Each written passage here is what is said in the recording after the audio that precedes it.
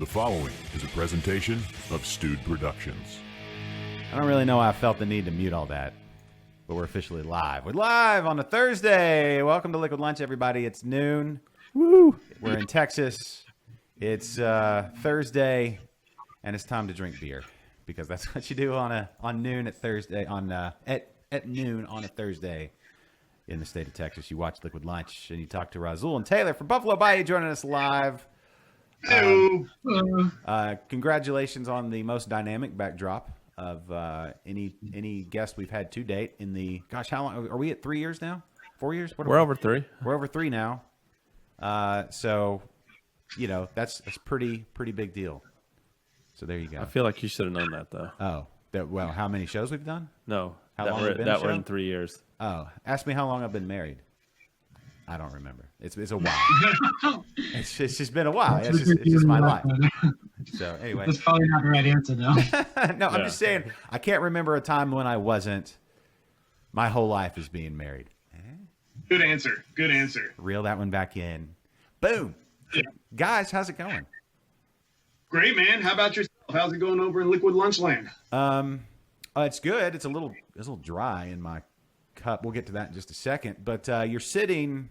Where are you at? Is it Rasul? Whose office is that? Where are we at? We're in Taylor's office. Oh, Taylor, you living the life. That's maybe like 5 more days. Wait. Is it pending the outcome of this show? I hope you've put too much pressure on yourself, Rasul. Man, it's not that there's a few people watching, but I don't think your reputation could be completely sullied by being on this show. I hope not. Something else. So you guys got a new brewery coming. Yes, sir. Beautiful new brewery in the works right now. That's the biggest news. So where are we now? What's the latest update? Well, we broke ground in October, so we're most of the way through, and we're about 90 days out from being open. So it's a cool time right now from a construction perspective because we had all the renderings and we had all these like PowerPoint slides about this design idea and this design idea. And now as you're walking through, like the ideas are actually starting to take hold and take form. It's really exciting. Like I was telling you a little bit before we got rolling, we've got all the glycol and a lot of process equipment is arriving literally right now. So like literally within the last 15 minutes, we've got this beautiful skylight. They just put the final glass panel on it about an hour ago. And so we've got this really great picture. It'll be on social. I think Thomas will probably post it maybe by the end of today, maybe tomorrow. But it's this great picture of the guy with the plungers on the glass, and he's being kind of haphazard or whatever have you, and making sure he doesn't fall through because his story is up, and you're going to be on the patio with this beautiful view of downtown, leaning up on this skylight because it's 100% access. We let everyone everywhere in the brewery. You get to look over, and you'll be able to see all the workers just kind of like the team just kind of humming along while you're 3 stories up, staring at this beautiful downtown view. So I can't wait to show it to you, Josh. It's finally safe enough to be doing actual hard hat tours. For a while, we couldn't have more than 3 people on site, and they're welding and shit's dropping off the fucking roof and shit.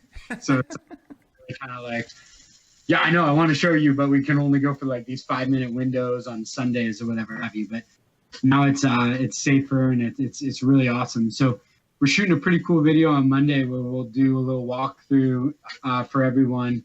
We'll have that up on our Facebook feeds and everything so that everyone can do a virtual tour, and I'm going to walk through and point it out and everything. So you can look forward for that. That's going to be a really fun one. I can't wait to see it. It's one of those things where I've been doing podcasting, and then this show we've been doing this show 3 years, a little over 3 years. Interbrews for what year are we in? 19, so 7-ish. Yeah, I was about to say longer than that because we did I was early episode of Interbrews ever ago. Right. Yeah, it was.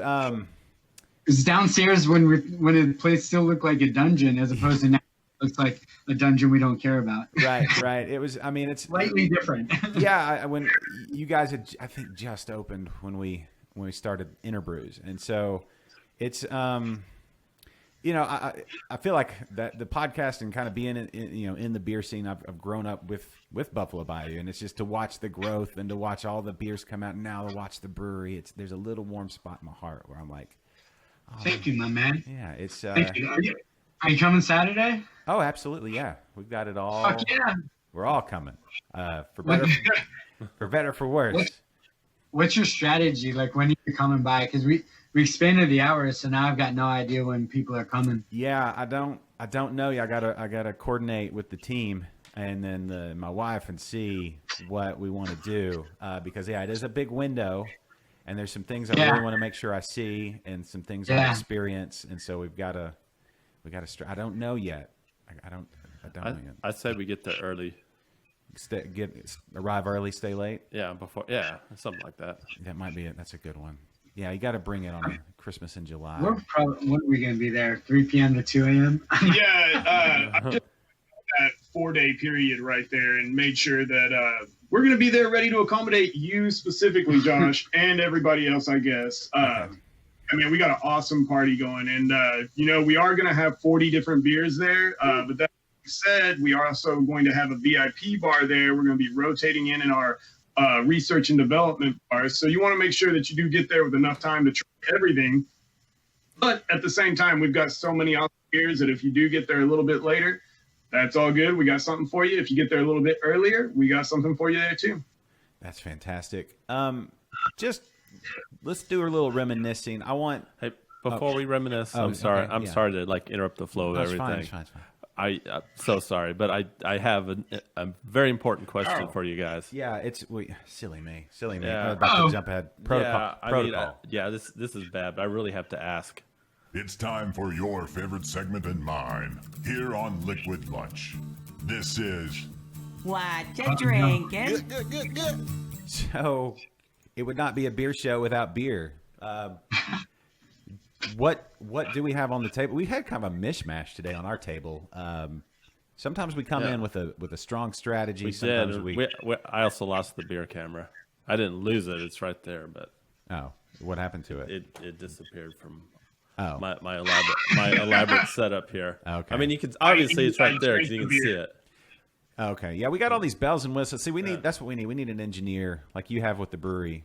The new brewery. We need somebody with a hard hat to come in and set up the show. We got our show's only as strong as its weakest link, and we have 2 of those. Yeah, I think we've got some missing links too, kind of some caveman style streaming going on. But what do we have on the table, Kennedy? We have some homebrew from a listener, from Jeffrey. Yeah, one of his stouts. I did it again. Okay. One Jeffrey Griffiths.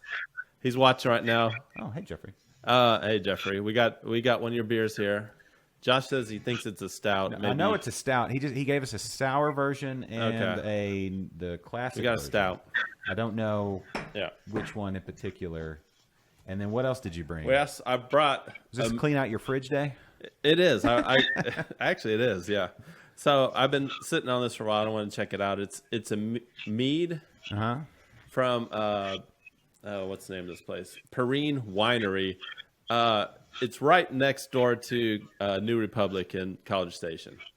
Okay. Oh, they're kind of new then. Yeah, it's literally right next door, and we went on a Sunday, and we drank all their beers, and we decided to go check out this winery. Yeah, sure. Well, so mead from there. It's really good. And then I got my namesake. The Kennedy from where's this from? From Belgium. I brought a Kennedy beer. This is from Berlin. Oh, okay, an actual Berliner Weiss. Yeah, from Berlin. It's a Berliner Weiss from Berlin. Okay, cool. And it's by Schnür. Okay. I'm not really sure how to say it, but it means white owl in German, if you speak German. Well, there you go. So an eclectic, some very, very local and some not local at all, but interesting. Do you guys, I don't know, it's noon. I'm sure you have a full work day ahead of you, but do y'all have anything around in hand, at least a beer you want to discuss as, what we're drinking? Well, I'm drinking an HEB sparkling water because I've got to write a shareholder's note, and it's probably best done sober. This is the glamorous life of a brewery owner. Everyone's like, "Whoa, you must get drunk all the time." I'm like, "No." I think I'm drinking less than I ever have. Yeah. Some shareholder got the agreement after this show, and they're like, Rasul just signed over ownership to me. Yeah. I don't know. All right, cool. Yeah. Well, and this is kind of a relic of our self-distribution days. You know, we self-distributed for forever till about 2 years ago. And so I would just never have a beer during the day because I'd be super worried about what could go wrong on the delivery route. And then sure enough, we had like a 10 out of 10 emergency one time at like 2 p.m. And it was after I'd turned down a beer or whatever. And so I showed up to the scene. We had an accident and the cops and everything. And it was one of those moments where I was like, wow, I'm really good. I don't have any beer on my breath right now. I'm like, very glad about that. So that kind of reinforced the paranoia that I already had, which is, you know, this idea of like something might go wrong in the middle of the day and I gotta swoop in and firefight or whatever. Yeah. But yeah, so we still kind of keep that paranoia. I don't know. It's kind of weird. It's probably safe. Yeah. No. Yeah, really.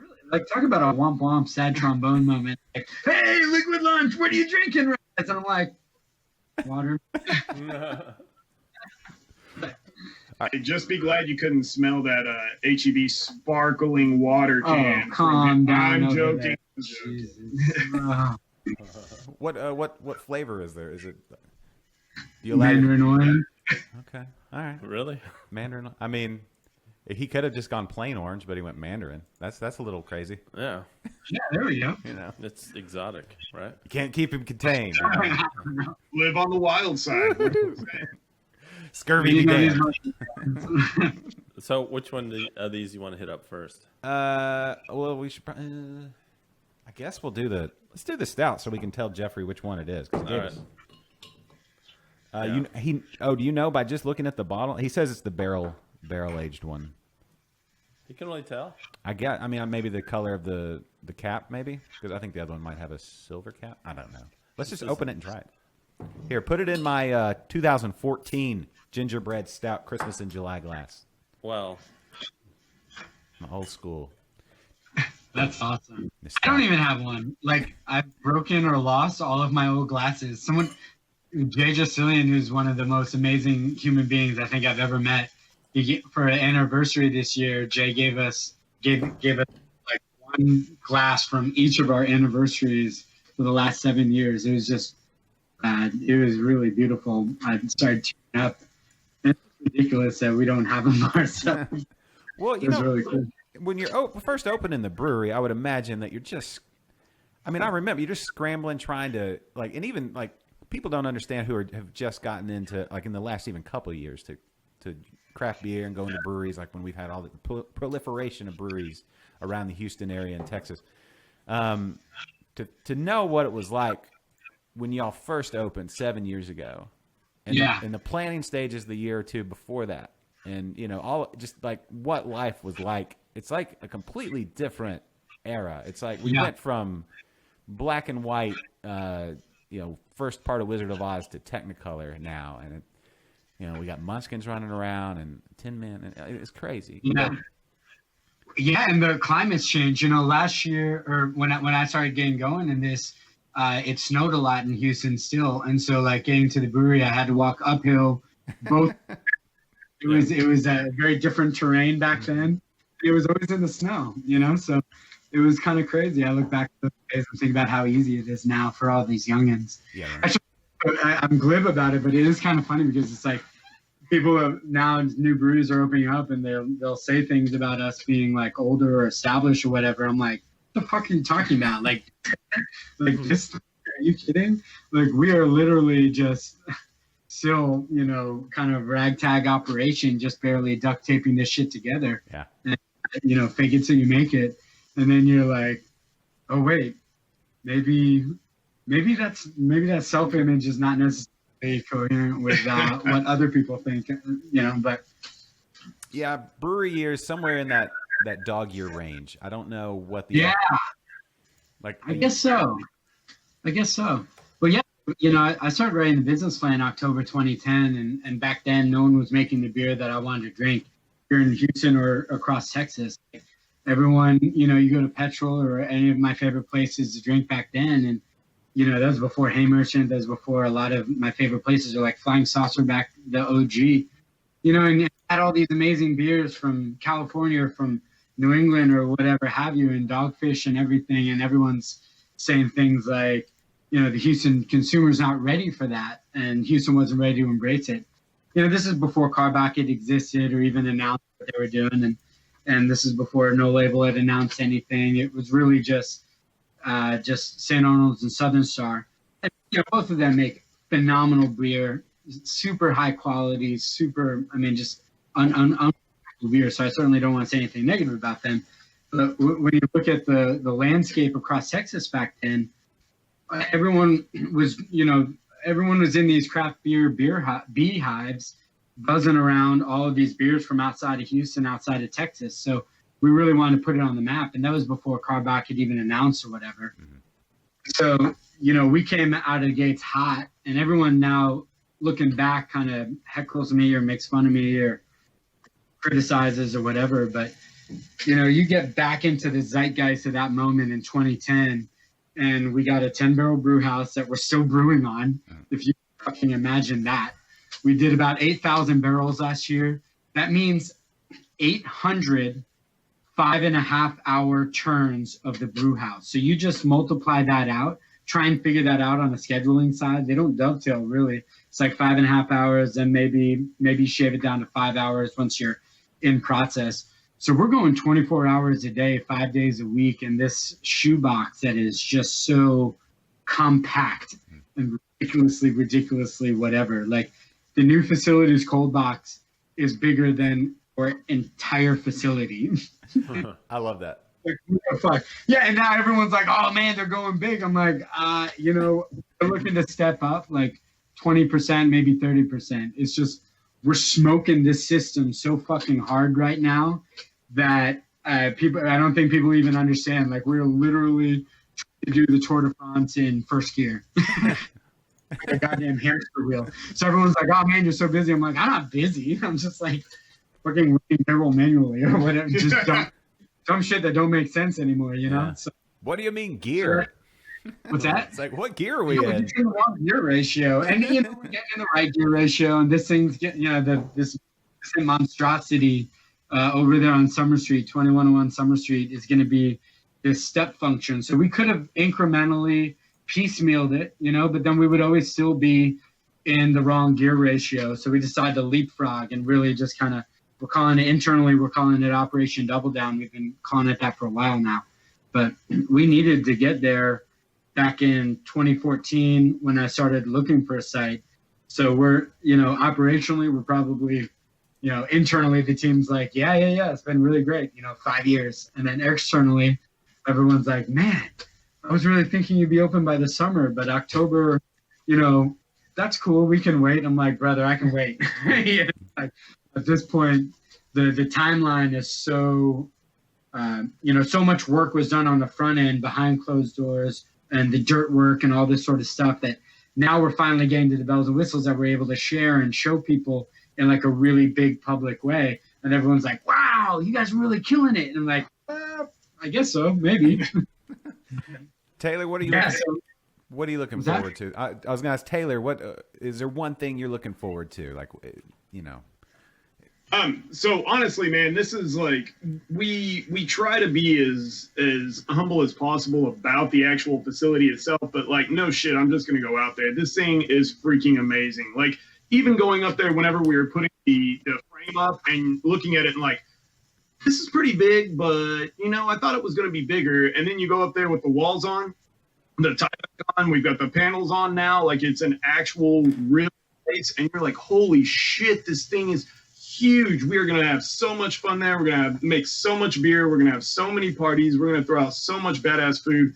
Like this thing is really just, it's come together in a way. I've been through this a million times before with other things, and this has come together in a way that is so special and so different and unique than anything I've ever seen before that it's really blown me away. That gives me good feeling. Yeah, I think that, the number one thing I'm looking forward to, and we got a taste of it the other day. So July 4th, kind of a big deal. Obviously, fuck the Brits, we won the war, all that sort of jazz, right?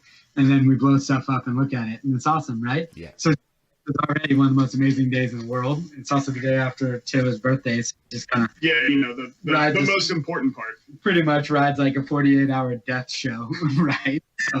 So it's pretty awesome. But we all got up there for on the third floor for the 4th of July, and the fireworks going up over the Bayou, Eleanor Tinsley Park, and the backdrop of the skyline and the fireworks are just right next to it. And when you come see the Hard Hat Tour, you'll see, Josh, as you come up from the 2nd floor to the 3rd floor, and you just emerge above the tree line. I didn't really understand.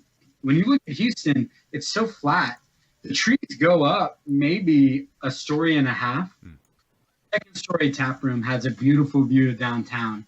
And it's a beautiful tap room, air conditioned, 200 seats, full service restaurant. We got Chef Arash from Beavers. The food's going to be impeccable. It's going to be a very high end experience. That's like, it's got air conditioning and permanent seating, which we don't have right now. So I'm looking forward to having a beer with you that's actually comfortable for you, rather than like, Christmas in July on Saturday night. We're going to have 600, 700, maybe 900 people like we do for the anniversary party. And it's so awesome because our most rabid fans, right? And it's these are all the friends and family in the community that it's the only reason we exist, right? Still somewhere in my brain, I'm looking around at all my favorite people packed into the smallest place possible. My staff does a lot of work just to set up a bar so that we can serve 40 beers simultaneously. It's a lot of logistics that's, and my team is running around hot and sweaty, and they still make it work. And the morale is still super high because the culture is just as strong as it could ever be. And we do a really great job of cultivating that, despite or maybe because of all of these kind of harder things, like the gear ratios we're talking about. So I think the two things I'm looking forward to is, number one, we're going to be able to give an incredible experience in a better gear ratio. So it's a lot easier for us to have y'all there. We'll still keep the picnic tables on concrete on the 1st floor, dog-friendly patio. We're not going to lose sight of what got us here. We're not going to lose sight of the reason we did this in the first place, But on that 2nd floor, we're going to have that more genteel, sort of refined experience, a little more sophisticated, a little more comfortable. So people, all my favorite people who are like, Raz, I love drinking with you and I love your beer, but I just 98 degrees, 100% humidity, 4 p.m. on a Saturday. And I'm like, I totally get it, brother. Can't blame you. Can't blame me at all. Well, now we're going to be able to have that in a much more comfortable way. But getting back to July 4th, when you see the Hard Hat Tour and you emerge above the tree line, we can see all the way to City Center from Sawyer Yards. I can see the blinking towers in the Med Center and the Rice Village. You can see the beautiful tower in the Williams Tower there in the Galleria. You can see all the way to there. This is on a normal day, let alone a clear day, where you can almost see all the way to Sugarland. In some buildings, I have to scout out. I got to get a telescope up, figure out what the buildings are. But the view of downtown is literally the logo with the Bank of America building, the Wells Fargo building, the Chevron building. I mean, it's just the logo kind of played out in real life. And you're on the 3rd floor balcony with the fireworks. And first it was the sunset, the sun setting down over City Center, and we can see all the way to the sun disappearing over the horizon because we're above the tree line.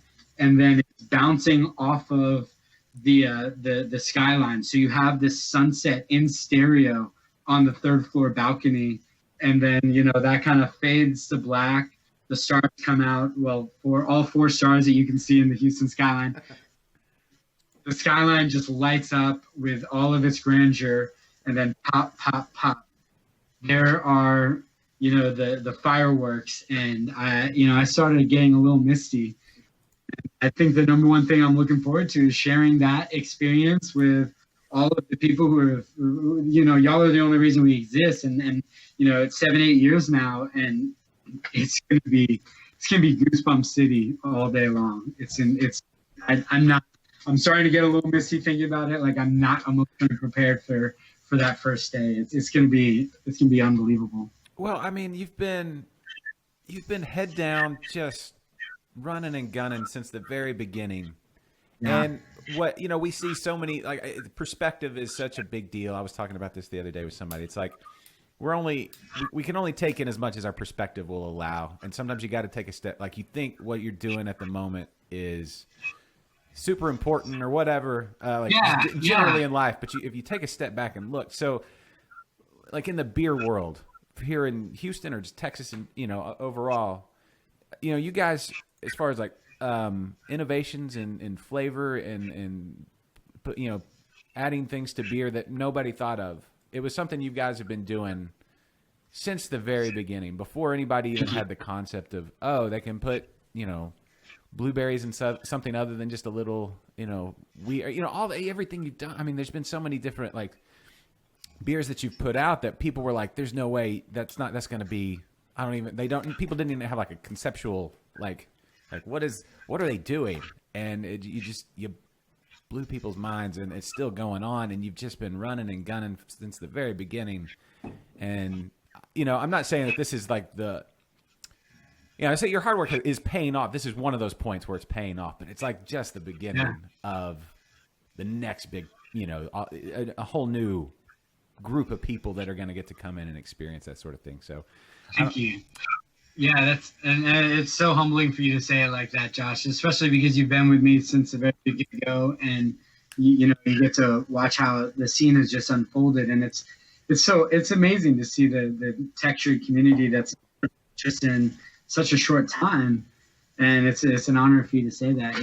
Yeah, and like you said, with the paying off comment, my girlfriend, she's got this great phrase. She just loves the verb manifest, and I think that's a word that really sums it up right now, which is, we've been running and gunning, and to your point, very limited perspective. And when I mention self-distribution, I don't know that I've always explained to people what that means. So what that means for our organization is, Hurricane Harvey hit Q4 of 2017, and we were still self-distributing. So that means we didn't deliver beer for a 6-7 day period.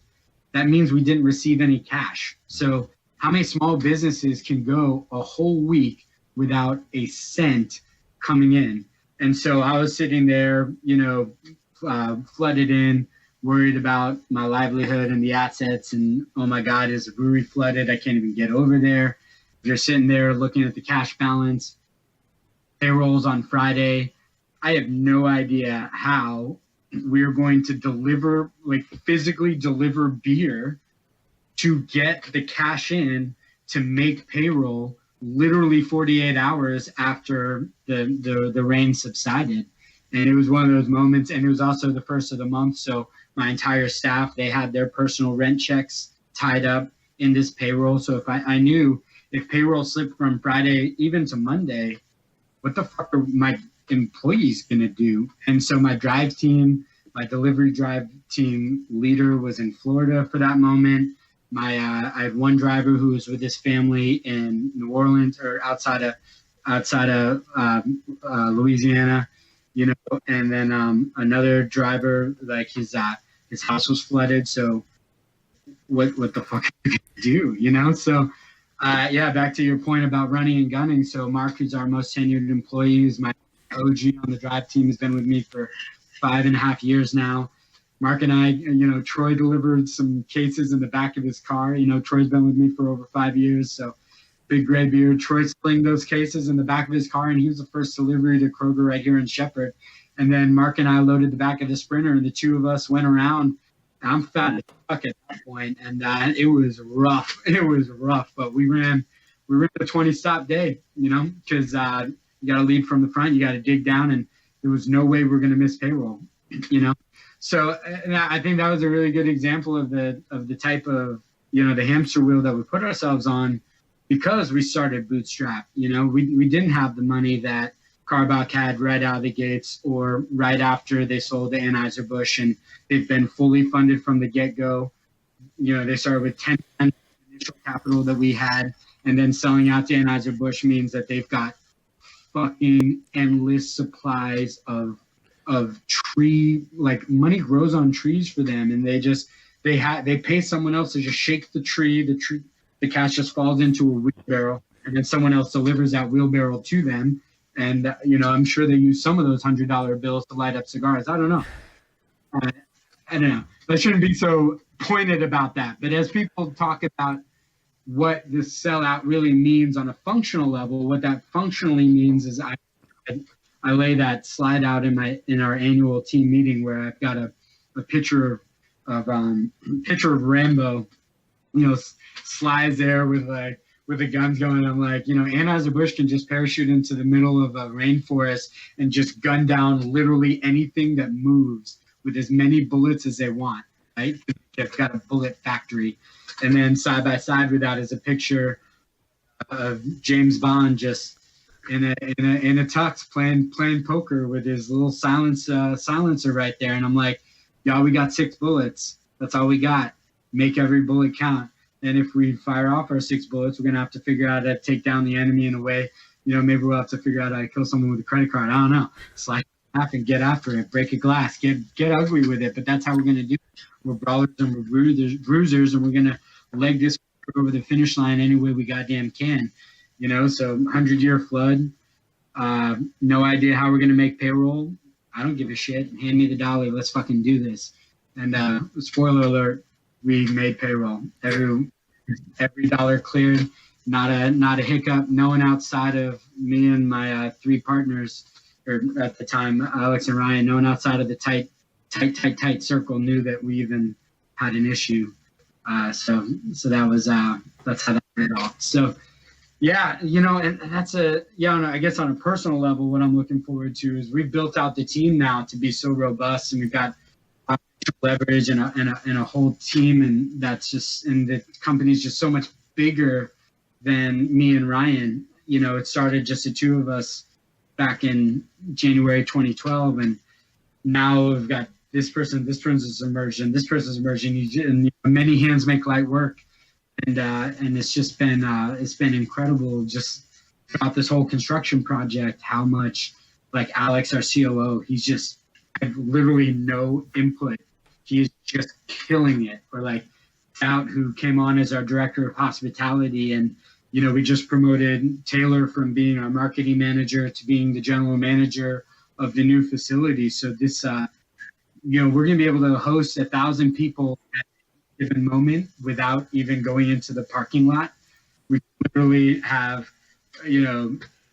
just beautiful full service restaurant there on the 2nd floor. And I've got no experience whatsoever in running a tap room or anything like that. So to have that Taylor into that role, and, to let them just kill it on that front. And then I'm back into sales and marketing again, and Troy is killing it with sales and distributor management and chain management. And then it's just crazy how the team has just emerged, and every challenge it used to be a situation where I had to put on a firefighter hat and just like rush in with some sort of Herculean effort over this little wrinkle. Right now it's a situation where like something comes in, I'm like, I don't even know what the fuck my first step would be. And I just sit there like in a quiet stupor. And then my face is like, hey, so Raz, we should probably do this, and this. Do you have any other ideas? And I'm like, yeah, I think that's a really great idea. I think you should run with it. What do you need from me to empower you to get that done? Nothing, man. I got it. Cool. Great. Well, go execute. Okay, I'll execute. Fantastic. And, then I go back behind closed doors. I'm like, wow, I'm so glad I bailed me out of that shit show because I know what I was going to do. So, I guess on a very, like, deeply, deeply personal level, the thing that I'm looking forward to is probably what has already arrived, which is, like, taking this from, like, a game of golf and a game of doubles tennis with matching outfits, to like a really well-organized game of football where everyone knows what they're doing. We've got Monday morning film room, and we've got a really beautiful collaborative conversation going Monday morning when we're watching film. Hey, this and this and this, how could we have done that better? And then we get on the field and it's like, okay, here's the play. We get out of the huddle, and when we ask the wide receiver to go 5 yards and, tuck in for the clear move, they're there, and we're scoring touchdowns that way. The game has fundamentally changed from golf to doubles tennis to pickup basketball to formalized basketball to now a football game, and it's really something special to sit back and watch. So, wow. And then afterwards, we put on all of our matching tennis outfits and go have. Yeah, we shotgun and yell at each other. Yeah. Sorry, their culture has not changed. No, and Rasul looks great in a tennis skirt. Let's be honest. You got the legs for it. Okay, so real quick, Jeffrey, I have to say kudos on the beer. Thank you. Delicious. It's not bad. And then Foamyhead 13 watching over on YouTube. He's having a Freetail Slow Flow Session IPA. I don't know if anybody else has talked about what they're drinking, but all around the state, people drinking, watching. Foamyhead's a big fan of the IPAs. Yeah. Well, who's not? I am. Yeah. Buffalo Bayou expanded my, blew my mind as far as like what an IPA could be. Like when y'all had, the more cowbell, and I was like, okay, this is up. And then you came out with it was the Belgian version. Was it, how do you pronounce that? Mir Cobel? Was that, it was, and then just the variation with the, you had the different variations on it. What was was it mango? No, what was the fruit? Now I got to it's a lot of beers ago. I hope you're not asking me because I'm kind of looking in your direction because we know who you need to be asking. No, I know. I'm looking back in in my brain, like when my eyes literally. Somebody took a picture of me. We did a episode of Interbrews yesterday, and we were talking to Alex at Astral, and we were having a conversation, and Mike took a picture, and I was thinking of something, and my eyes literally rolled back in my head like I'm trying to search, but it looks really creepy and awful. So it's like being self-aware to know, okay, I'm doing that face where I look like a complete psycho, or I'm having a seizure or stroke or something. Anyway, No. IPAs. Anyway, Buffalo Bayou. It blew my mind as far as like what IPAs can, now we look at IPAs and we're like, okay, yes, of course, they're everything. IPAs are everything. There's no conceptual thing that an IPA can't be theoretically. Rasul, it seems like you have a Maybe. have an opinion. Oh boy. I hate to get too fussy. No, go. I do think that IPA has become the laziest category in craft beer. And an example of, people quibble with us because, it's arrogant as fuck that I'm like, we're Houston's most creative brewery. And it's kind of our way of just being like, be the change you want to see in the world. If we say that and we challenge our community members to rise to that challenge, and then they really work in a more creative way to be more disciplined about their craft, then that's a great thing for Houston. So that's why we decided to go over our skis and just say, fuck it, we're going to call ourselves the most creative, and haters are going to hate, and I don't really care. But I guess I just think about whenever like I'm talking to someone like, oh, tell me about your IPA then, and they can't even name the hops, let alone how they selected the hops. And that really gets really kind of disappointing for me, because it's like you can goose things with a lot of extra hops to cover up a lot of mistakes. And that's the original premise of the IPA, right? Like getting from Britain to India back in the 1800s, you had to literally goose it with an antiseptic, and you had to basically drown out the rot with the bacteria with the abundance of hoppy character, so that what little made it through the aggressively acidic liquid, you couldn't taste anyway. But nowadays, I really don't see people building recipes in a granular way, the way you see a chef approach a recipe in a great restaurant, Yeah. So that's the only reason I was like, well, maybe, but I know, with your palate, you're differentiating everything so beautifully. So, Yeah. Tell my wife that I'm elegant that way. She's more like, just shut up and hand me the beer. Don't. Seriously. She's like, it's like sometimes I need an audience. That's why she has me do the podcast. That's why she's continued to push me along and be the wind beneath my audio and video wings as far as doing these shows, along with Kennedy, of course. But thank you. She's like, quit talking to me about all this stuff. Get out there and So it's more. This is mostly it's a labor of love, because my love is labored by all of my beer talk, and so that's part of it. Anyway, I don't know where I was going with all that, but needless to say, Buffalo Bayou has been killing it forever. You know what? Go back and, I don't know. I wish there was a time machine. I wish there was a way to go back and say, because I mean, that's when I talk about perspective. It's like, there was nothing else out there, and then they did this, and it's like, mind's blown, you know? Yeah. Anyway. Thank you. Yeah, yeah, thank you. I don't know.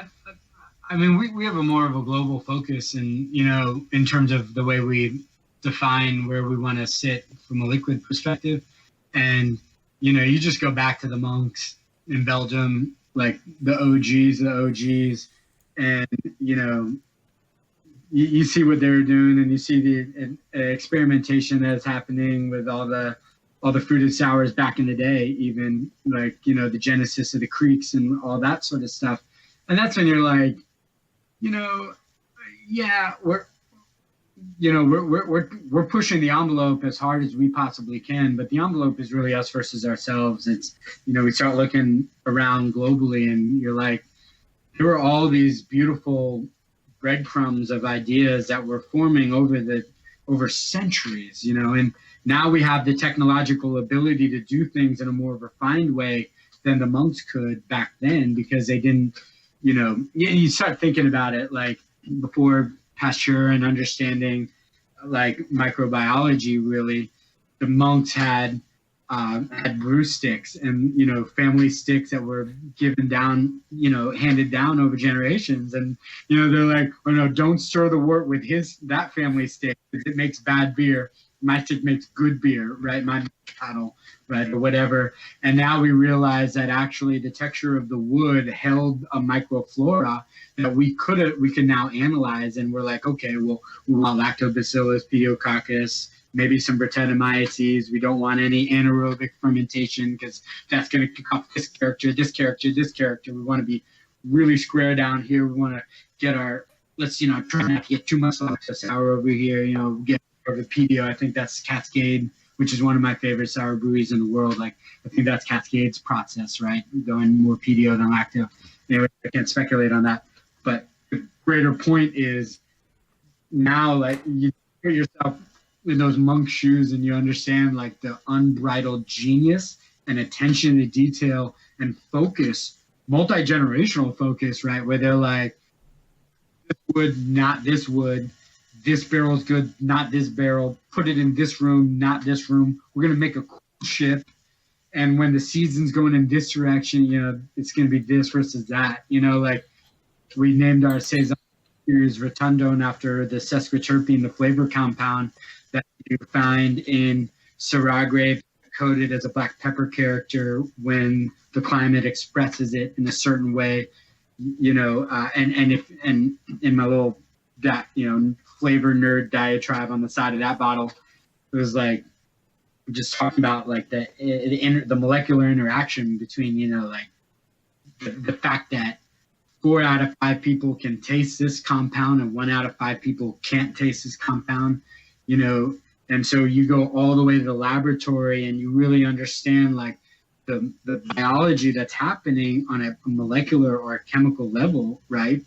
And then you go out into the field and talk to the Australian wine farmer who can tell you, well, yeah, well, after this year, I don't think it's going to be as peppery, but, you know, this or that. And he has like a experiential understanding of this highly technical stuff that we get more and more and more technical, and we define, and we actually do a worse job of defining and a worse job of communicating than the OG boots on the ground, soil in his fingers, underneath his fingernails, like artisan, whether it's a monk or the farmer or the vintner or whatever the self-important winery people talk about themselves. I have no patience for their self-aggrandizing lexicon, whatever, you know. But like, you get a real conversation going with this guy, and you're like, man, he fucking gets it better than the scientists, you know? Because like the wine connoisseur is like defining. It's like, oh, I get notes of this and this and this, and if you don't get it, you're wrong. And then the scientist goes to the laboratory and it's like, Actually, if he doesn't get it, it's genetically predictable because 4 out of 5 people can get it. 1 out of 5 people can't get it. And you're the shithead who's trying to define someone else's palate. Why are you doing that? Right? You know, at least that's my commentary, but right. Tell us how you really feel.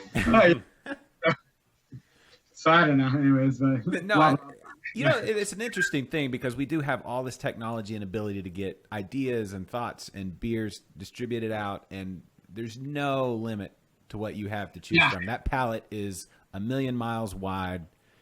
Anything, you know, like blueberries from Chile or, you know, hops from all around the world. In Australia and New Zealand, you can have them here by tomorrow or 2 days or whatever. And in the history of mankind, this has never been a thing that's even been remotely, you know, thought to be possible.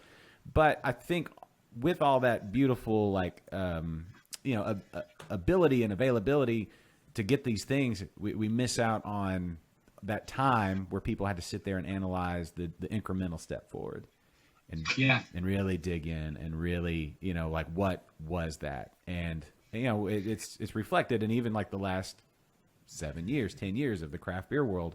We went from, you know, this group of styles that people tried, and then they tried some other ones, and then it just took off like a rocket, and we're doing everything, but we haven't had the luxury of just hanging on for just a little bit and like, let's analyze this little incremental step forward. So I don't know.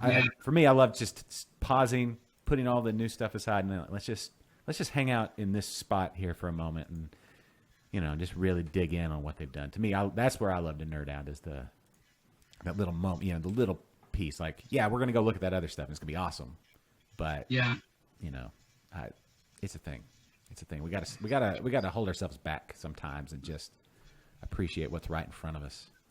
Dig in. Yeah, I really like the way you put that. Yeah, because like Crush City, for instance, you know, of course we've got our style, you know, 70, I've lost track, like 75, 80 beers so far. Oh man, yeah, we're at like 76 now. It's at least someone remembers. So thank you. It's so yeah, 76 beers that we've released over 7.5 years or whatever have you. But Crush City is now about half of our production, and it's a beer that I keep reaching for. You know, when it's like, oh, I'm gonna grab a 6-pack and, you know, have it with dinner tonight at home, and I'm like, just always finds its way in my fridge. And yeah, and I guess to kind of reconcile that concept, if you will, you know, the way we built Crush City, I guess rewind, the way we built More Cowbell, rewind, the way I did recipe development at the age of 16 is, you know, I remember one time, like, we got really, really high and poured Diet Pepsi into a cinnamon toast crunch bowl, a bowl of cinnamon toast crunch, and for some reason, like, it actually worked, and that was like the thing that I was like doing for a minute there. You did that before last week? No, yeah, no, Oh. 16 years old. Oh. 16 years old, and so, like, you know, and you think about like science, right? Before Neil, I think it was Niels Bohr, right? But like the atom smashers, right? They would take this atom, and they just like jam them together, and suddenly a new isotope emerges, and you're like, oh, hey, we just created a new molecule by taking this molecule and flinging that shit together, right? So it's almost like monkeys flinging their shit at a wall, you know? So I kind of make that joke sometimes, where it's like a recipe development process is just feed monkeys Chipotle and just figure out where cornflakes land on a giant bullseye chart of, oh, today's going to be mangoes and cardamom, maybe. I don't know. I bet that'll work, right? And that's that 16-year-old self and whatever have you. But then when we set out to develop More Cowbell, you know, one of the things that we didn't like about IPAs is I love IPAs that showcase all the floral characters of hops and really get that hoppiness, but people conflate the flavors of hops. They think they're just bitter or just this. It's really 3 distinct ideas for me. It's an astringency that's almost like, which we can translate to, we can derive from a liquid or a compound called cohumulone, right? So it's an astringency. There's a bitterness that is a clean bitterness. So, for instance, we use warrior hops as a bittering agent in a lot of our beers because it provides a clean bitterness with no astringency because it provides the alpha acids from humulone rather than cohumulone. And then you've also got what I actually call hoppiness, which is all the floral, this, coming from the myrcene and from all these other subcompounds that, like a hop like Citra or a hop like, Crush City is built all around Mandarina and Melon hops as a base note underneath Mosaic, which has a cohumulone decay curve that is no good after 4 weeks. I don't like Mosaic-based beers after 3 to 6 weeks, depending on how the specific retailer has handled the condition of that liquid.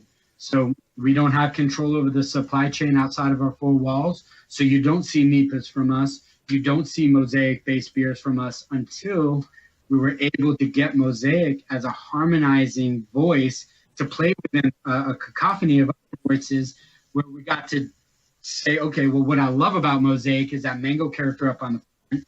Well, when you think about the melon hops providing this almost cantaloupe character or like muskmelon character, and the mandarina hops bringing obviously mandarin orange, which I literally just connected to my liquid that I'm drinking right now. So maybe that's why I'm like subconsciously. And that was like a head fake sort of faint nod at, of course, Minute Maid Park, because our boys in blue and orange are playing in Minute Maid Park, so we wanted the idea of this beer to have a hat tip towards Minute Maid in some sort of an orange character.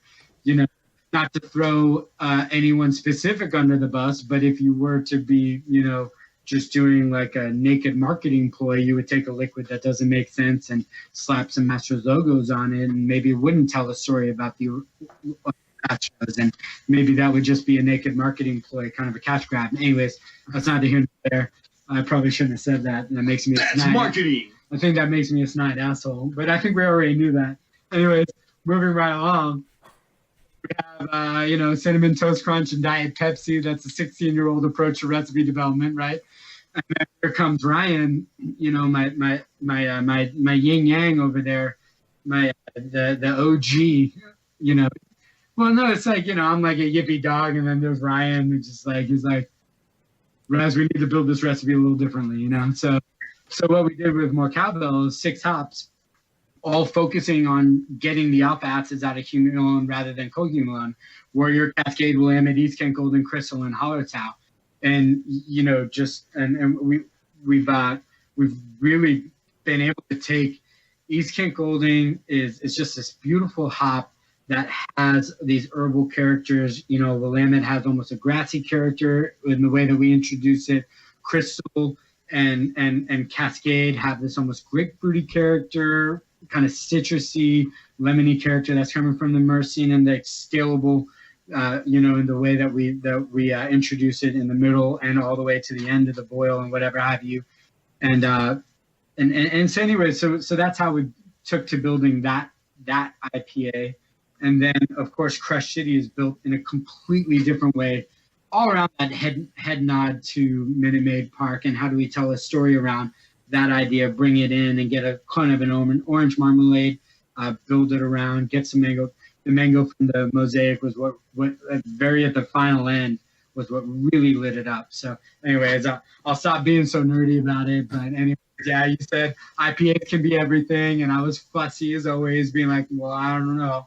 But it's like, yes, to answer your question very directly, if you take a very purposeful and disciplined approach to recipe development, IPAs can have this glorious ability to hook any flavor compound that you want onto it, if you're doing it in a disciplined way. So yeah, well, that we did get a complaint a couple weeks ago about not talking enough beer talk. Yeah, we definitely hit it now. Yeah, I'm gonna. Oops. We had a. Well, Yeah, you well. I don't know. I think you got enough for the next 5 shows. Yeah, we'll just cue that up. At least, yeah. I'm gonna turn off my camera over here and see if that doesn't help a little bit with, because I think we're canceling each other out on the audio on Skype a little bit. Okay. Is that the thing I'm hearing and seeing? We're having, yeah. I'm gonna see what happens when I hit that. Y'all, I'm still here. You can still hear me, right? Yeah. Okay. Yeah. Okay. That's it. Okay. Maybe that works. No. I don't know. Well, I don't know. I don't know. We'll find out. we need a lot. Apparently, yeah. There's some slight audio issues. Well, it's sounding good here. So when the obviously this comes out as a podcast. If you're also listening on the audio only feed, Rasul, we have like 7 feeds going out. We've had people today watching on Twitch, YouTube.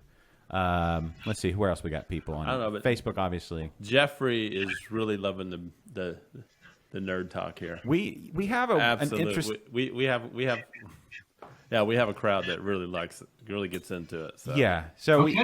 I always hold back because I mean that's a watered down version of the way we build literally every one of our beers, and I always hold back because sometimes I feel like we're just getting too nerdy, and a lot of these interviews that I end up doing. That's what I love about y'all's approach, Josh, is that some of these conversations you get, you don't necessarily want to talk about the molecular biology, but oh well. Yeah, I'm trying to be all things to all beer people.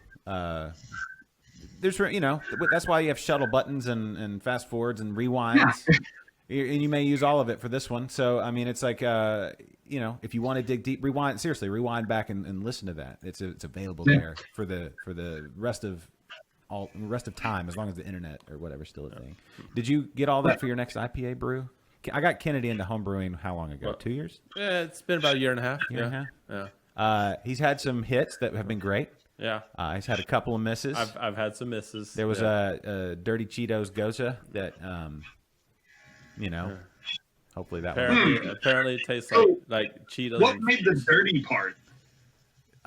Well, when I took a drink, just the way it just tasted like a Cheeto you would find like in the backseat of the minivan. Uh-huh. And you're like, that looks fine to eat. And then you eat it and you're like, oh, that was not fine to eat. But it was... I'm going to act like I don't know what you're talking about. Yeah. It's it wasn't good. It was stale. There was like a stale, dirty, like footy, cheesy kind of thing. It was my first dump. Like you dumped into the fermenter. Took it. Well, joke's on you because you drank it. Yeah. Well, it's a bit nutty. What do we have? Speaking of pretentious wine people, we have a mead, right? Yeah, let's check it out. Do y'all have an opinion on mead in general? I mean, honestly, I don't drink enough of it to really be able to act like I'm even remotely knowledgeable about it. But what I have had of it, I'm in general fan of things that are a little bit drier, a little bit more earthy. I'm not a huge fan of the super sugary sweet honey meads and things like that. So there's my 2 cents. Yeah. I know what? Mead. I love mead. Oh man. Well, it depends. So mead done wrong is one of the most cloyingly sweet and must-see things in the world, right? But like Bee Nectar does some amazing mead. I've had some mead, and what I'm looking for in a mead is it's kind of like a wine, right? Like so beer is all about adding ideas, right? Especially the way we do it. We take this hook and we add. Mm-hmm. And mead done really well is about subtracting. It's about clarifying it to where the only thing that you really get is the full round voice of the honey. And done well, it is unlike anything I've ever had in my entire life. But man, 8.5 or below, it's really, well, man, bad mead is horrible. It just gets really bad, really fast. Like a Pilsner. It's like a great Pilsner. When you have a great Pilsner, it's just like the clouds have opened up and the sun is shining and you're just like, this is perfect, But the problem with a Pilsner is there's nothing to hide behind like you put in an IPA. So if you don't nail the water chemistry, if you don't nail your fermentation temperature controls, and it's varied, you've got to nail your curve as well. Like not even like hit it and hold it. It's hit it this day, hit it this day, hit it this day, and hold it at different whatevers. And anyways, like a great Pilsner, man, it gets musty fast. You got to be real careful. That's why we haven't done a Pilsner yet, and that's also why we haven't ventured into meads. But oh man, I love it. A great mead. Mm-hmm. And I remember exactly where I was. I was in a bar, a Sunset Bar and Grill in Allston, Massachusetts, outside of Boston.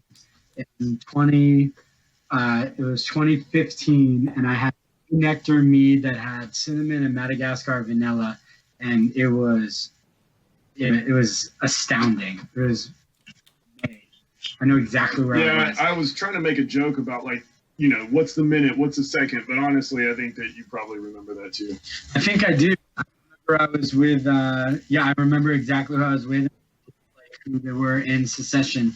Yeah, when you have a great beer, for some reason, like when I have a great liquid or a great beer, like it just kind of codes a memory and just like solidifies it. And that's what I love about beer. Like my definition of a brewery is a collection of people who drink together. And like a beer, the way I love about beer is it can just be an arbitrary centerpiece that brings people together, and then suddenly you've got great conversation, these great amazing moments, and these are like the enriching moments of our lives. This is what we work for, and you go through this and this for these moments, whether it's like you get to the end of the day and it's one of those cowbell days, and you're like, okay, I'm gonna pop this open, and just the sound of the pull tab popping, whoosh, you're like, my blood pressure just dropped 20 points, and now I'm transported to wherever I want to be, and all the problems from the day are suspended in 16-ounce increments, right?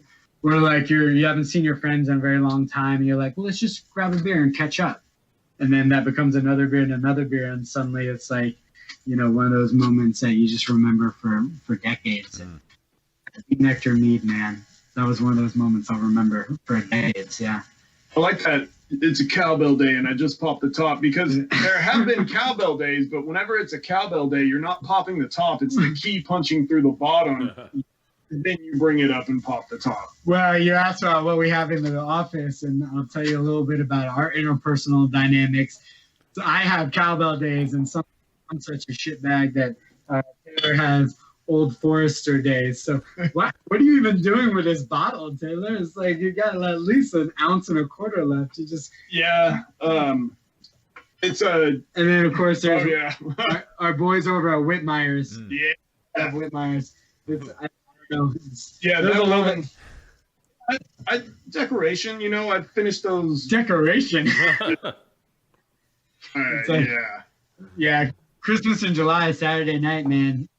It's a huge undertaking for this man right here. So like last Friday night, I think it was, I just have this image of Taylor retreating to the office, playing Simon and Garfunkel on loop, Song of Silence, grabbing this Old Forester. It's like, hello, darkness, my old friend, dun, dun, dun, dun, dun, dun, dun, I'm here.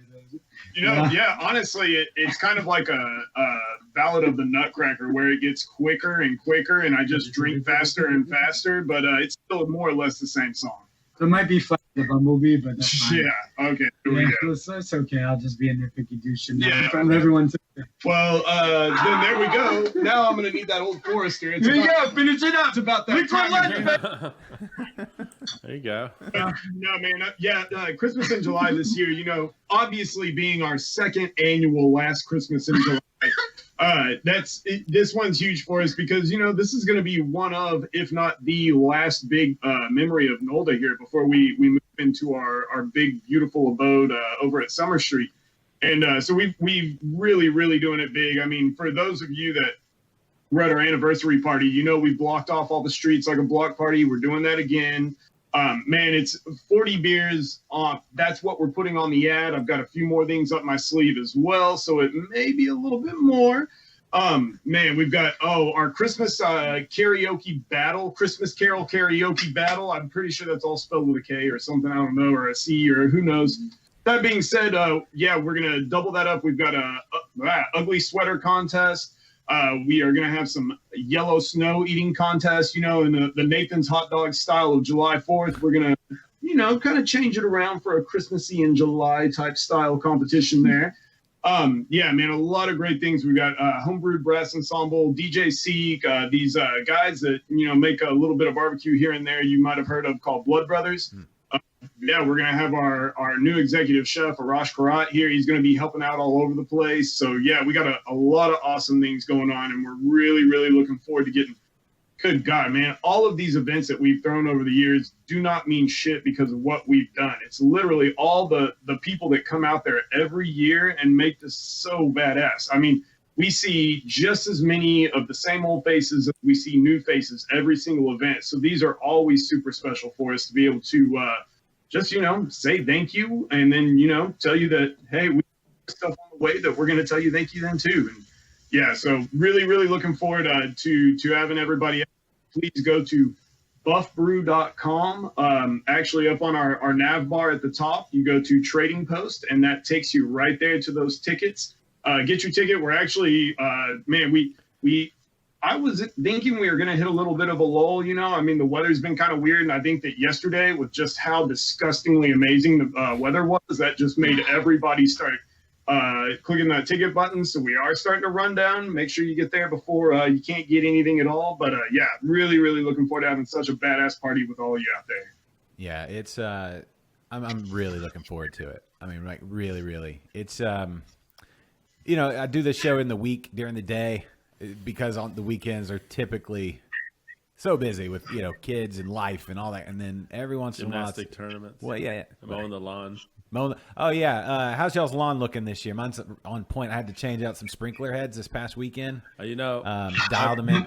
I'm kind of sorry I brought that up. No, it's fine. Normally I'm talking about fertilization schedules and pre-emergent herbicide and things like that, but no, this watering, you need to make sure that your sprinkler heads are on. Check them because usually you want to run them either really late night or early morning to keep them from evaporating right away. So you want to check those sprinkler heads from time to time. I had a busted one. I'm just like, I'm a mere mortal, just like all of you. I had a busted. I don't know whether to laugh or if you just have like a landscaping company or lawn care company that I'm aware of, and you're leading into this, or what? That brings us to our next sponsor of Liquid Lunch. Josh's Landscaping and Manscaped Landscape. He loves talking about his lawn. No, it's favorite subject. Well, not every year. I had shame the last couple of years because just had a little bugs run awry, and now I'm on point. He gets mad at me when I walk in the door and he goes, "Hey, did you check out the lawn?" I'm like, "No." My lines, guys, I go diagonal. Everybody else I wasn't is paying attention. I didn't really give a shit. Everybody else is like vertical or horizontal. I go diagonal. Even around. Oh, diagonal! Whoa! I didn't know we were one of those diagonal guys. Yeah. I raise that mower up so that you just want to take off the tops and keep it all nice. See what I did here. Did you get the crosshatch like you see over at Minute Maid? I could have, but I feel like that's I'm in a neighborhood. It's a little pretentious for my setting. If you had a big grandiose home, that would be the line. I'm so glad you're staying on the right side of the line. Yeah, it's pretentious. That's why he does diagonals. The diagonals though. It's like saying check out my lawn without saying seriously check out my lawn. It's like so. I'm not going to say that I had 3 people stop by when they were out walking and say, "Hey, your lawn's looking great." I'm not going to tell y'all that happened. Yeah, real life story. One day. He waters the lawn with a garden hose just so he can catch all the neighbors walking by. No, I do not. Yeah, you do. No, I don't. You're like, yeah. I don't need no spot water. That's what I'm saying. I dialed in I noticed that a little brown was popping. Yeah, but you're doing it just so you can get the neighbors walking by. For that was a thing. Hey, I'm out there. Check out my lawn. Sweating, 8 pounds down from all the sweat, and then get to the end, and then beers underneath the tree out back. Yeah. When you start talking about that beer holder attachment in your lawnmower, then we can talk lawns. Nah, dude, it's a push. It's a push. I don't let I do it old school. Oh, so you've got the helmet with the okay, I got you. Camel pack. Yeah. But anyway, I had to change out some sprinkler heads, so that was my weekend. Does it count as a Dewey if you're on a ride-on mower? Only if you have the blade going. Okay. Well, no, it counts as a bad idea. Yeah. I actually had a friend growing up in Fort Worth. My friend's older brother got it was a DUI or a DWI on his horse. Oh my God. Yeah, so I'm sure it had to be on a horse. Yeah, there's got to be something where you're operating something with a motor and a blade on it that they probably don't let you drink while you're doing that. It sounds like a bunch of horse shit to me. Yeah, you tell them. Yeah, I remember one of my first bosses back in high school. He got a Dewey on a moped. How do you tell your friends that? One way to write them up, or should we not be talking about this? Or, I don't know. How do you get a Dewey on a horse? You gotta be real drunk. Was the horse drunk? That's the question. Is Actually, yeah, I did not ever specify or clarify if it was him or the horse. But that being said, that makes so much more sense. Wouldn't animal control be giving the DWI though, or the DUI, or maybe it's just a PI for the horse? Yeah. Who knows? I don't know. I'm an expert in bird law, not horse law. So, what if you're riding on the back of an ostrich? Well, actually, in the precedent case of God, I can't even lie right now in my brain. Doolittle versus the state of. If I can't lie, you know I'm tired because all I do is lie. So there we go. Yeah, now y'all have insight into who writes our MailChimps and all the. This man's brain right here. It was the case of Doolittle versus West Virginia, circa 1894.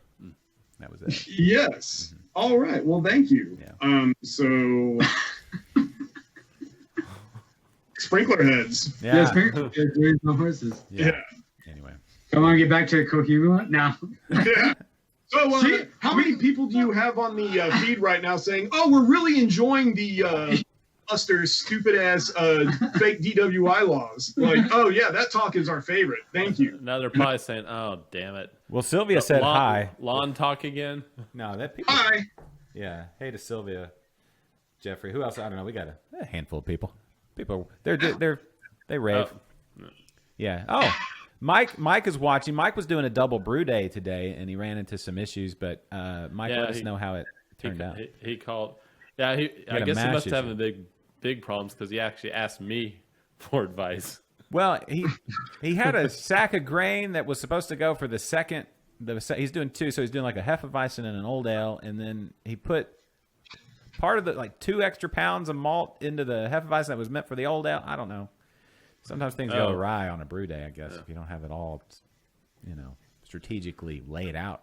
Yeah, they also do that when you're making a rye IPA. Yeah, so I gave him some advice.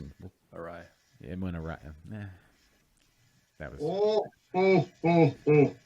So what will the yellow snow be? I've been seeing this, and now I have to ask on the yellow snow eating. Is that just like? What do you think? Is it shaved? Well, ice? if you need some help donating some yellow snow. No, we actually went to the Yellow Snow Donation Center earlier, and we got all of that taken care of. But I do appreciate you being there for us. Yeah. Okay, just no problem. We got a snow cone machine, and we're putting lemon syrup on it. Okay. So like at the beginning of this podcast, before getting to know Taylor, that was like the clean assumption. Yeah. But now you've gotten to know Taylor a little bit later, you understand that most of my life is like he was kidding, right? He was kidding, right? I don't know. At this point, after years, I don't know if he's kidding. But this kid, he is kidding. Don't worry. It's a yellow Goza that we put in the snow. Oh no, you did sucker punch him, didn't you? Oh. Should we? What are we? No, we'll give him an edge up. We're not telling anyone else. Yeah, it's pickle juice, isn't it? Well, that's I gotta see. I think most of them are like a delicious. Is it lemon? Yeah, so we've got lemon, and then we've got yellow snow. And then we've got pickle juice and some and that came from an inside joke because we were at the Specs charity golf tournament. Oh yeah. And it was Taylor, Mark, Troy, and Jax in a foursome, hairiest foursome that you've ever seen. Right? So whoa! This is not a foursome that you would be looking at on those internet sites that I know. Yeah, what kind of show do you think this is? We don't talk about hairy foursomes. We don't talk about foursomes here. Yeah, so we're at the security golf tournament, and I'm in a different group, right? And then I come back and I catch up with them. Well, Specs gave us this great goodie bag of all these delicious liquors that you should not be drinking and driving golf carts while playing. So, of course, none of us did that. That would be irresponsible. Yeah. Instead. So anyway, but they had like a thing of pickle juice. So every time Mark would look the other way, this degenerate shitbag was pouring pickle juice in his beer, and it became like a thing. And so we sucker punch each other by slipping pickle juice in each other's beers. And then the other thing we do is we'll take Smirnoff Ice. And you remember icing guides, like back in the day, like there's a college thing, very sophomore, super irresponsible, super immature, totally fratty, horrible of us to do this to each other.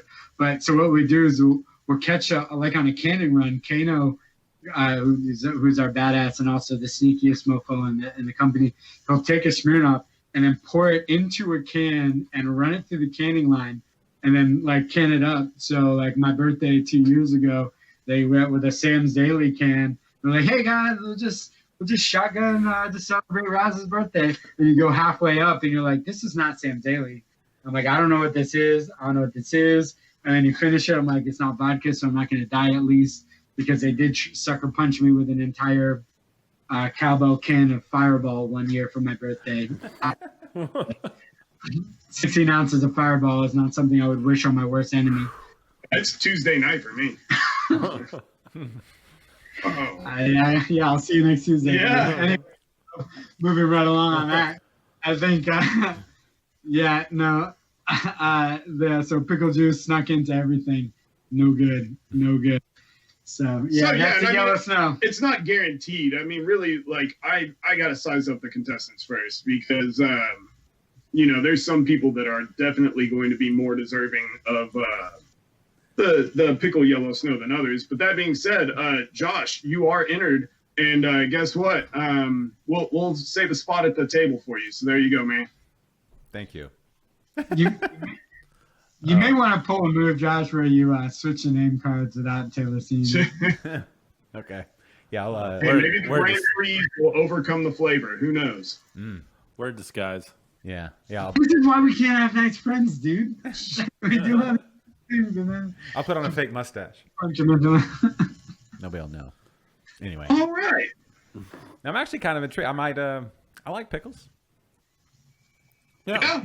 Keep you hydrated. All right. So I'm not gonna lie. A vodka pickle shot is freaking delicious. But that being said, I don't know about 6 or 8 cups of ice with. Actually, you know what? Yeah, vodka pickle shot wait, no, we're not going there. Yeah, so before we start, brainstorming any other just absolutely freaking fantastic ideas, we'll leave it at where it is right now. That sounds good. I always have to flinch a little bit because I'm out and about and people are like, y'all come up with such crazy ideas. And I'm like, you should see the shit that, like, when I'm in a meeting and I'm like, y'all, that's over the line. We can't do that in public, y'all. That's when you're like, what the hell is going on with these people? This is why we can't have nice friends. They're probably saying that a long time before that, but I'm glad that you've got that plausible deniability going on right now. Oh, yeah, absolutely. Yes. All right, guys. That'd be a good beer name. Plausible deniability. Yes. All right. Yeah. Pickle goes. Right. Yeah. Write down the date on Liquid Lunch on what are we? July 25th, 2019. Plausible deniability. That's where we were at the time. Those were my whereabouts. Plausible deniability. I didn't do it. Didn't do it. Wasn't me. It wasn't me. Yeah. All right. Yes. Yeah. We were on the show. How could we have done that? We were on the show. Yeah. Mm-hmm. Anyway. Okay. Well, anything else? This mead. We should probably mention what we think about this mead. Did you drink all yours already? It's you drank all of it. It's nice. It has a I don't know, kind of a what would you call that? Like almost not bubble gummy, but like aroma to it. Like I don't know. I mean, it smells like honey, but not like, I don't know.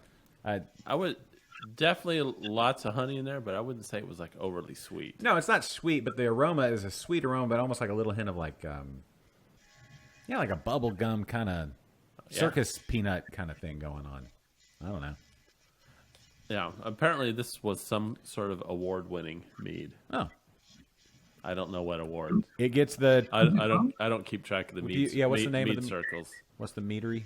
Well, it's Perrine Winery in College Station. College Station, literally right next door to New Republic. Okay. Right. If you're in College Station though, Blake's Steaks. Blake's Steaks. If you like cheesesteaks, Yeah. fantastic. change your work, change your life. Yeah. That they make cheesesteak egg rolls. Okay. Fantastic. Anyway, I digress. Cheesesteak, egg rolls, and mead all day, every day. That's your next event. Yeah. Yes. Honey roll, honey. I don't know, honey something. Sweet meat, honey roll. I don't. No, keep going. You work it out. Hey, no, don't do that. Work it out. All right. So, anything else? Did we mention? What else did we have? We'll try your Kennedy beer later. Do you want to try it? I just feel it. No, we It's don't gonna need to be force it. super This is funky. 13.2%. Yeah. This mead is. Well, this is like less than. This is like 3%. We're not going into a business meeting or anything, but we do have the rest of the day to consider. So that's why typically we go. Yeah, lower. this is only 3%. It's basically water at this point. Yeah, but we just had a sweet mead. I don't want to do it justice. That's the thing you got to think about. It's like you can't jump into a beer, especially one you only have one of from Berlin, that you had all this other stuff before. Just completely blows the. You need a palate cleanser. No, Josh, don't think about it. Do it all at the same time. You need maybe a pickle juice palate cleanser. Taylor, you're a bad influence. I like it. Yeah. All right. Well, anything else we need to discuss? Any questions? He said Jeffrey said his stout was 9.5%. It was really good. Thank you. It was great. Okay. Obviously, don't forget Christmas in July this weekend. Did we mention? We didn't even mention the grain cellar. No. Did we mention the grain cellar? Do we have the graphic? We do.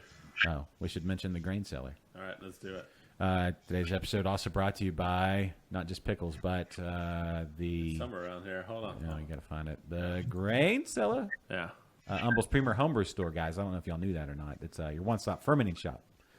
So if you have a long day of brewing at the brewery and want to go home and brew some more, you should go by the Grain Cellar. One-stop fermenting shop, 240 First Street West, Yeah, Humble, Texas. just in case you guys aren't brewing enough.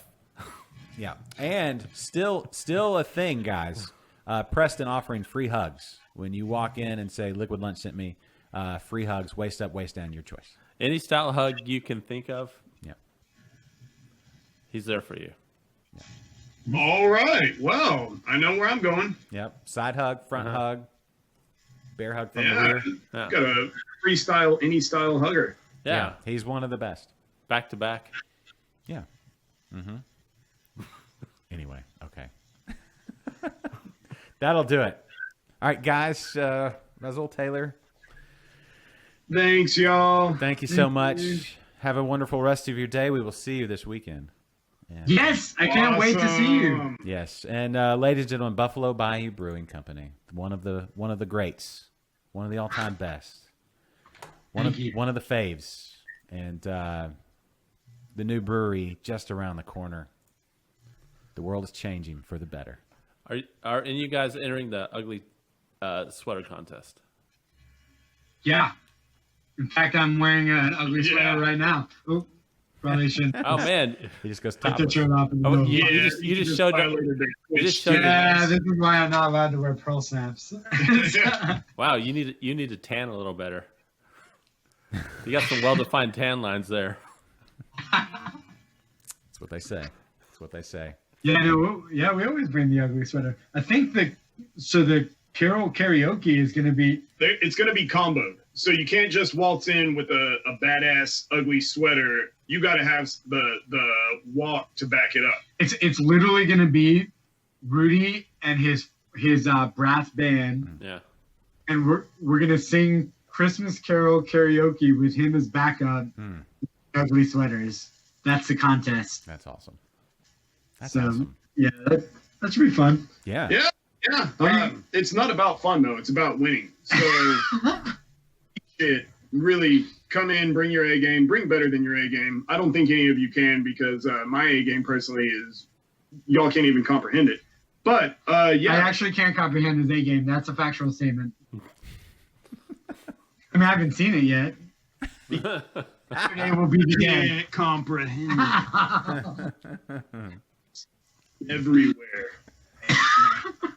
All right. I'm sorry, y'all. Thank you, everybody. Y'all have a great Hey, thank you for listening to us. Thank you, guys, and see everybody on Saturday. Yes, perfect. Thank you, Taylor. That was perfect. We'll just now get him off the thing. This is awkward. What? All right, Is it awkward? Right. No, I just got there because they were sitting there. Cool. So I'll give them. Yeah, They cool. can't see me. All right. Can they see where they? Good. All right. That's the thumbs up saying that. They're gone. Okay. Cool. They're already gone. Toodaloo. One of the best. We're distant memory to those guys. Yeah, they're on to bigger and brighter already. Their day started big and is going to end big. So yeah, that's awesome. It started big. I can't believe it's been that long to get them on the show, and it took this long. I know. When the new brewery opens, I wonder if they'll let us do like an episode down there on the reg. I hope so. We need to start doing a tour of live shows. I hope so. I hope their internet's better at the new place than this place. Yeah. If they're still listening to the show, I don't know. They'll get to them. Yeah, we'll hit them up on Twitter, Jeffrey, as far as like getting them to come out to the Grain Cellar, do a presentation for maybe like the Rogue Brewers or something like that. Just an event night or something. Yeah, I think Preston's good buddies with Rasul. Yeah, no, of course. Who's not? I mean, to know Rasul is to be a good buddy. I don't think I am. Well, you will be after this weekend, probably.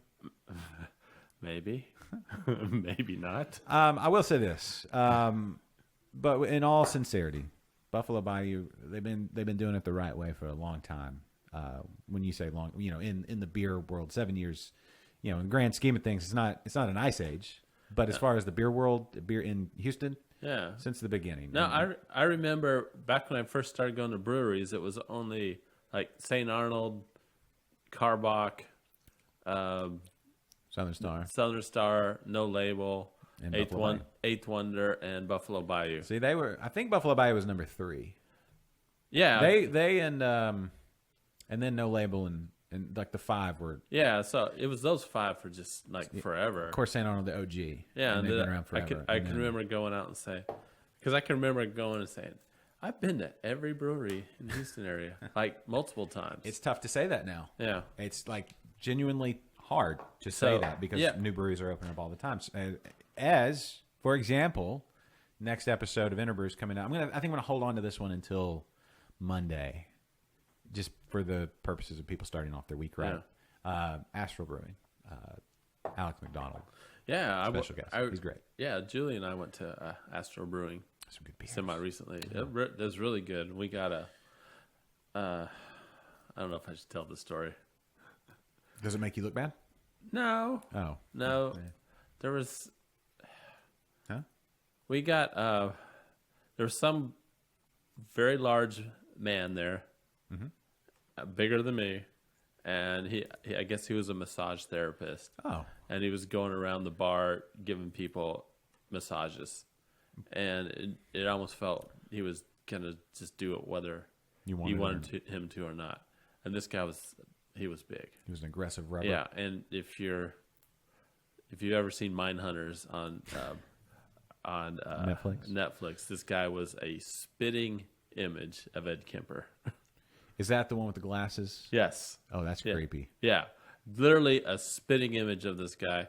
And I went to the bathroom. I came back, and he had his hands all over Julie, and I was like, "What's going on here?" It's like I got him licensed. Was he licensed? Yeah, he's like he was giving out cards and stuff. Yeah. What did she think? She thought he was good at his job.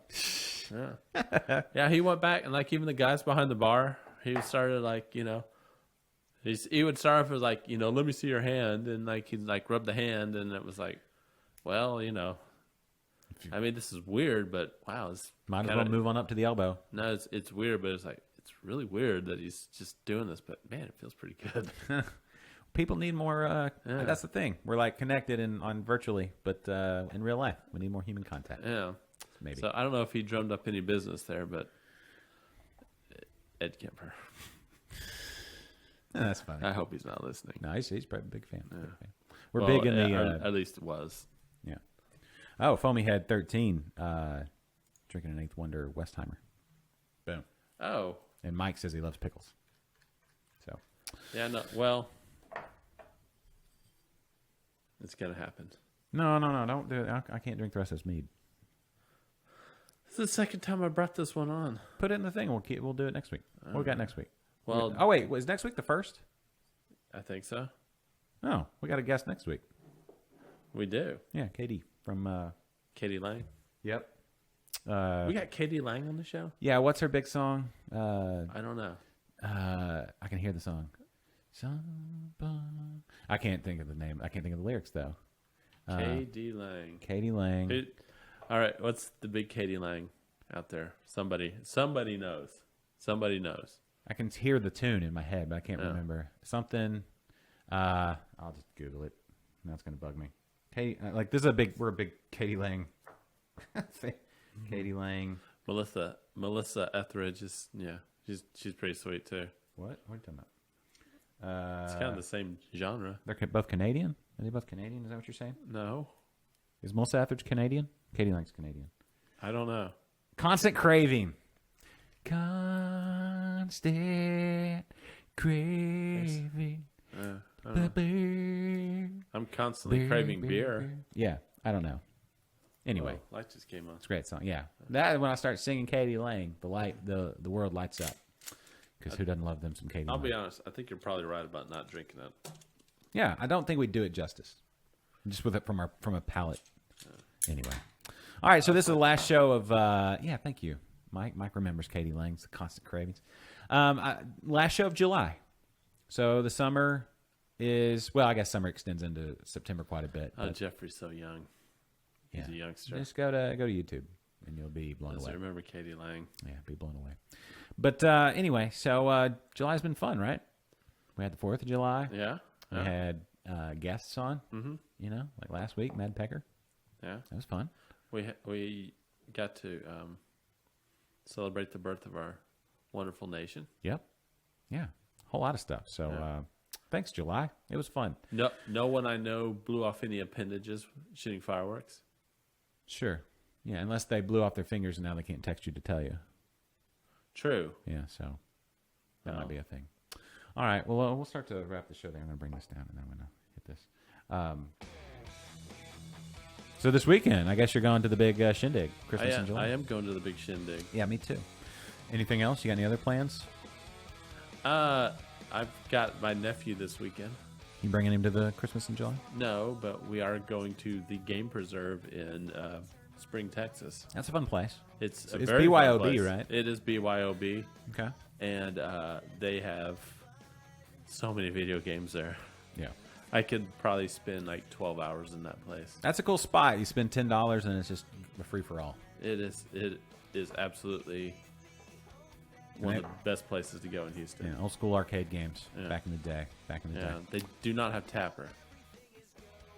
We're gonna get a Tapper in studio. They don't have a Tapper. They do have Burger Time. Same makers? No, probably not. Probably has nothing to do with the two games. Mike says anytime video games comes up, Mike says nerd because Mike puts the wrong grain in his beers. Yeah. Might behoove you, Mike, to be a little nerdier. How's Mike watching? YouTube.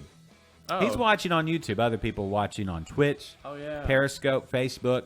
Or you can listen on Mixer. Oh wow! I just missed all these hundreds of questions from Mike. No. It's all good. I've been keeping you abreast of the whole situation. So you can watch anywhere you want every Thursday here at noon. You're such a nerd, Mike. You were watching me play video games yesterday. Yeah. So, and don't say you weren't.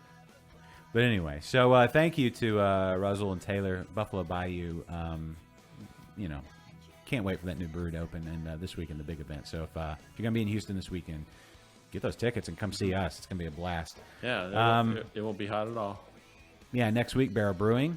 From Salado, and be watching for that. And then we got some other guests coming up on the horizon. I've been talking to a lot of people. Mm-hmm.